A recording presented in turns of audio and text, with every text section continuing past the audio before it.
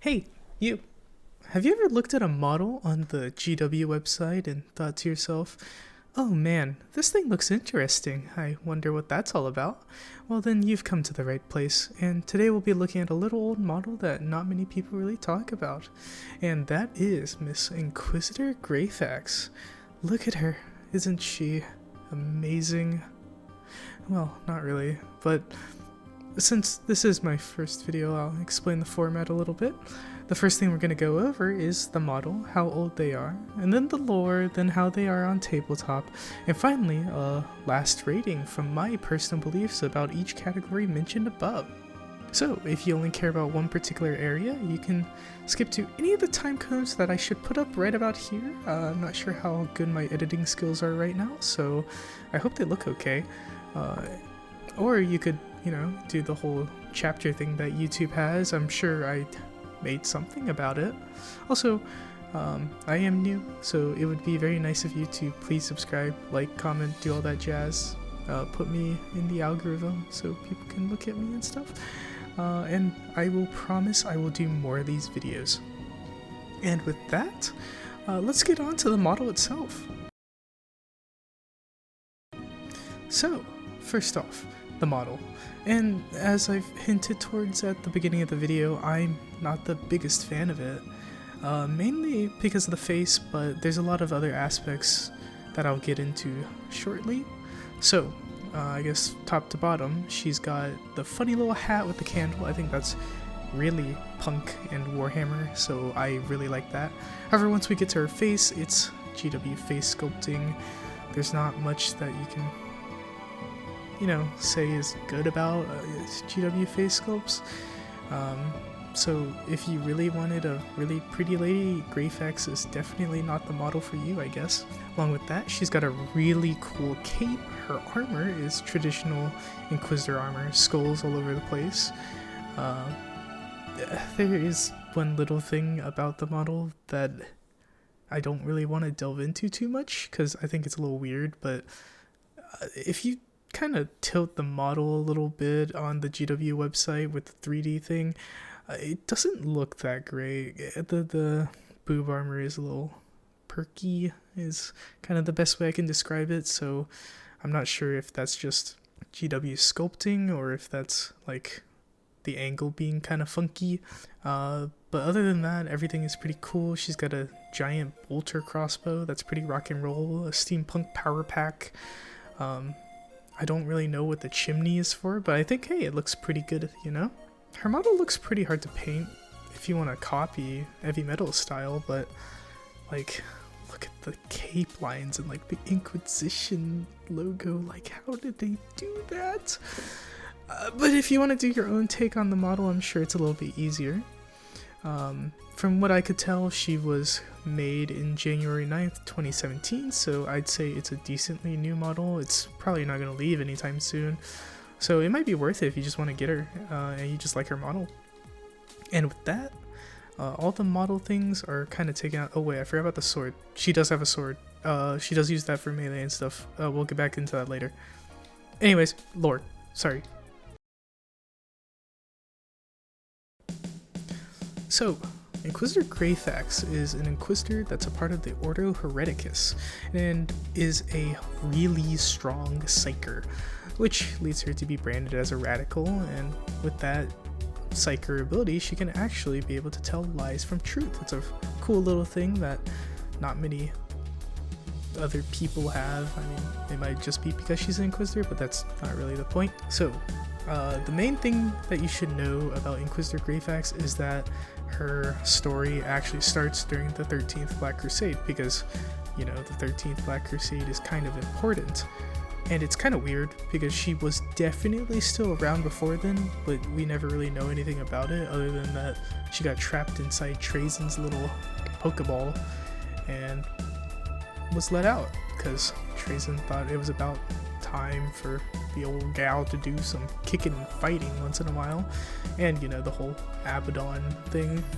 And so when Greyfax was let out, obviously she was trying to kill Trajan, but because of Trajan being Trajan, he put bugs inside her head so that she wouldn't be able to hurt him.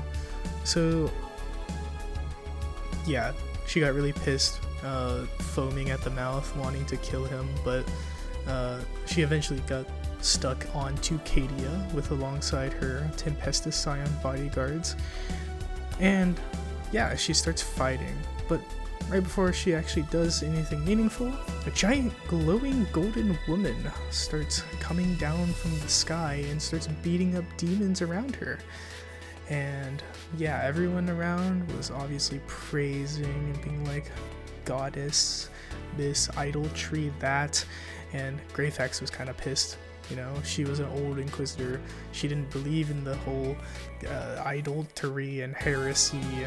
Even the Space Marines started doing it, Battle Sisters, all that jazz, and she was pretty peeved. And obviously, that glowing lady was Celestine, but she knew that she had to keep her alive so that they could maybe hold back Abaddon. Eventually, due to Abaddon doing some warp shenanigans, Celestine would eventually lose a lot of her power, and Abaddon, being Abaddon, was going to murder her, but of course Greyfax couldn't let that happen, and that's the start of Greyfax x Celestine. She Psychic Blasts Abaddon, saving Celestine. Then more fighting continues. The Black Ark is about to ram into Cadia, so Greyfax and Cult lead the charge to evacuate Cadia. She does a bunch of other stuff, like watching Gilliman's resurrection and a bunch of other stories that I'm not going to talk about, because like, you could just read the books yourselves, and the whole weird love thing with Celestine is pretty funny, so if you want more banter between the two of them, I recommend checking out Our Martyred Lady. Along with that, a book called Eye of Night. Eye of Night is an audio drama, so you're probably only going to find that on Audible, or don't do that, or do Audible, don't do the other thing I'm about to talk about, Black Library, don't do that, it's stupid. Always use Audible if you want audiobooks. Anywho, I couldn't really find any other books on her, so if you really want to learn more about Greyfax, well, and Celestine too, buy the Gathering Storm campaign books from 7th edition, but from what I've seen, good luck getting those at a reasonable price, or good luck in general about getting those. This should also tell you a bit about how GW feels about her. I mean, she's gotten no new lore since 7th edition with the Gathering Storm books, and from what I've seen, probably like 2017 was the last book that came out for her. So lore positive, she's really cool. Lore negative, she doesn't have much of it. And so with that, we can move on to the tabletop. Before tabletop starts, there is a funny little animation I'll probably link in the description. I really like it, and that's how I found out about Greyfax and how I actually ended up liking her as a character. So yeah, check that out. It's really funny. Yeah, but for real, tabletop time. So a little preface right before the tabletop section even begins. It's meant for people who have played the tabletop, like Warhammer 40,000, roll dice, 10th edition. This is 10th edition. I wasn't a big fan of 9th edition, not gonna lie. That's probably a bit of a hot take. But on a tabletop, Greyfax is a psyker character killer in particular, and is pretty big of a menace to anything that's not bigger than a Space Marine. So she's a part of the Agents of the Imperium faction, so she can be taken with any other Imperium faction, like Imperial Knights, but I'm not sure if that's really the best option. So her main stats are the usual 6-inch move for infantry. She's got a toughness of 3, which is honestly kind of bad, but it's kind of expected for like a normal gal. She's got a 3-up save, which is also but it could always be worse. She's got 4 wounds, expected. 4-up leadership, which is insanely good. I've never seen an leadership as good as 4-up, so I should say something about her. She's got an objective control of 1, which is yet again pretty expected, and a 5-up invuln, which is also really good. So in my opinion, her stats aren't great, but at the same time they could definitely be worse, and at the very least she can actually lead a unit. So her weapons, she's got a couple of weapons on hand, like her Space Marine, power sword, a grenade, and of course her brain blast. So starting off with her ranged weapons, her first weapon is Castigation, the Condemner bolter that has a range of 18 inches with only one shot. It hits on a 3-up, so it's gonna hit pretty well. Has a strength of 8 with AP 2 and 3 damage. It's also got the anti-character 4-up with dev wounds and precision, meaning you're going to want to kill leader units with it, specifically Psychers. This thing hits like a truck to anything that isn't like a monster, but you really shouldn't be shooting monsters with this.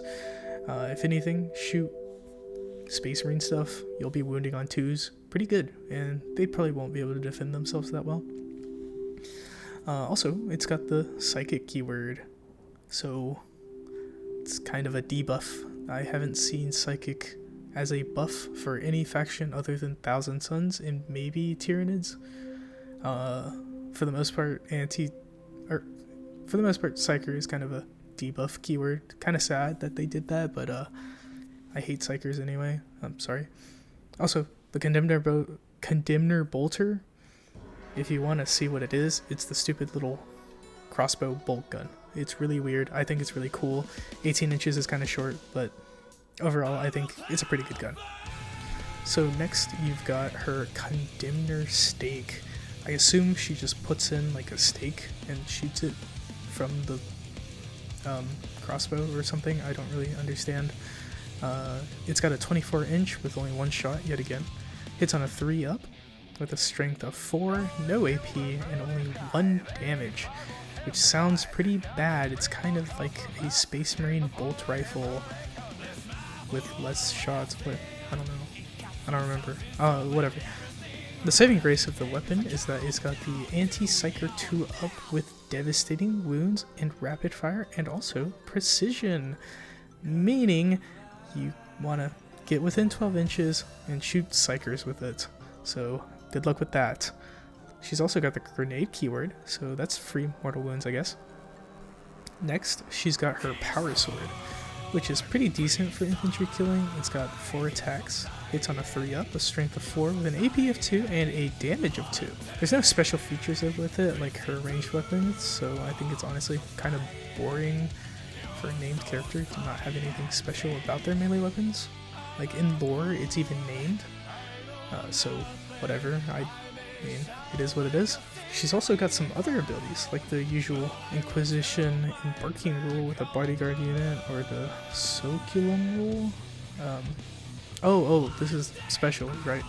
It gives all units in the bodyguard unit the anti-Psyker 4-up keyword and the no escape rule. But any unit that falls back that are not battle shocked, they have to still take a desperate escape test, while battle shocked units have a -1 to desperate escape tests.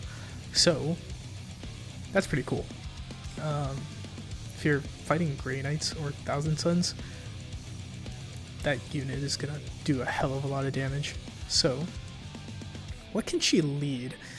She can lead any inquisitorial henchman or any infantry battle line unit, meaning you're gonna put them in a battle line unit.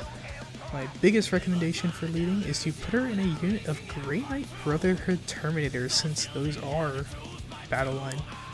So it's because it gives her a lot of tankiness, it protects her from any enemies that are shooting at her, and the buff is actually really useful on Terminators and not like Guardsmen. Or you could put them on like Skitari Vanguard units. She has like the perfect range with them. Admech doesn't have any anti-Psyker, so having some would be nice to have. I would mainly say put her in an army in which you're actually fighting Psychers. For the most part, a lot of armies take like 1 or 2 Psychers or no Psychers at all. So if you're fighting an army like Grey Knights, Tyranids, or Thousand Suns, I highly recommend taking Greyfax, because she's only like 65 points.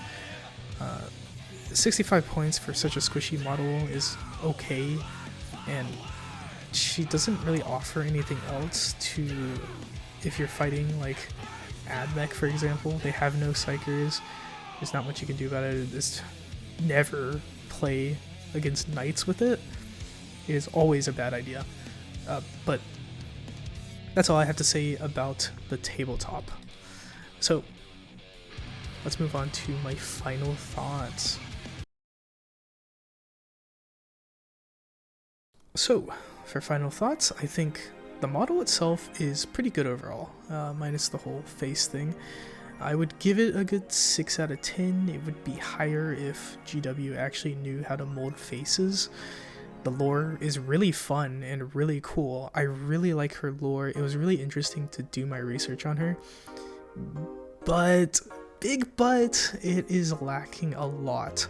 It feels like GW is not going to add anything to her lore anytime soon, even though she was like a part of Gilliman's resurrection, which is pretty sad. I wish that she would get more lore. The tabletop, she's pretty boring overall, but she is really useful in very niche situations. And so with that, I'm going to end my video. I thank you all for watching, and please do, as I said before, the whole like, subscribe, comment thing so my name can go into the algorithm, please. The next episode, it looks like we're going to be doing Morgan Ra. I'm not sure if I pronounced that wrong, but it is from the Eldar range. Look at this model, it's pretty cool, isn't it? So check it out if you're interested in that, and with that, bye bye.